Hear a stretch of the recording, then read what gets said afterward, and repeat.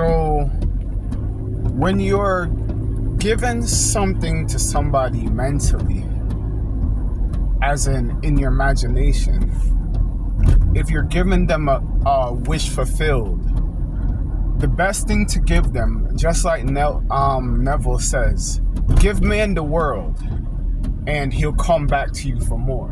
So if you're given to a person in imagination the things they ask for, they're only going to come back to you for more. That's what he means by give man the world and he'll come back to you for more. But give man the complete realization of who he is, which is the Almighty, which could create anything that they want, as long as they put faith in their own imagination, as long as they put faith and trust and hope in their own imagination and their own mental faculties that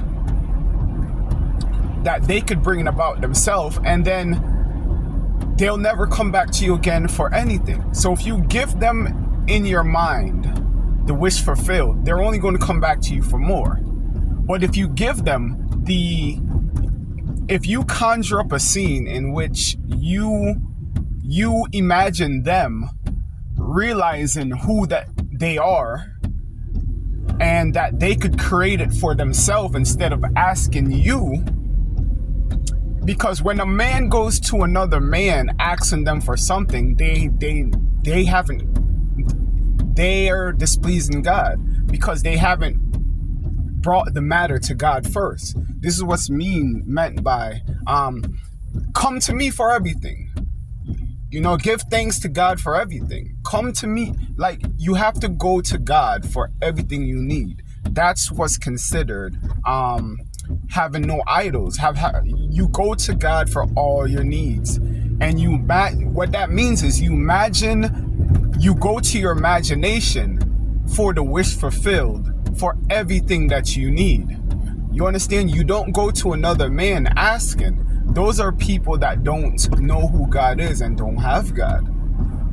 What you do is you go to your own imagination and imagine the wish fulfilled. That's coming to God for everything.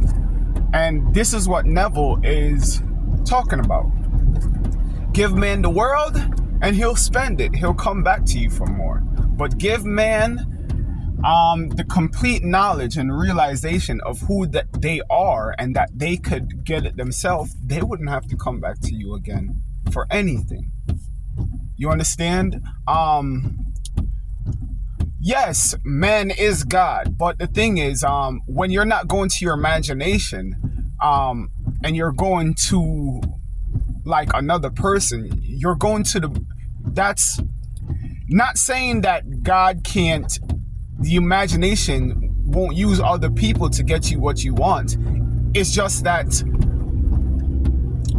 man is the means of which the imagination uses to get you what you need. But it's not the cause. Always go to the cause. And the cause is the human imagination, or your mental faculty, or mind. All is mind. It's all the same thing. It's all saying the same thing. Imagination, all is mind. Hear, O Israel, the Lord is one. It's all saying the same thing. All is mind. All is the imagination. All is your mental faculties. So, give man the world and he'll come back to you for more. But conjure up a scene in your imagination of man, of whoever is in need, realizing that they could get it themselves as long as they go to their imagination and put faith in their imagination, as long as they lift up their imagination, just like Moses lifted up the serpent in the wilderness.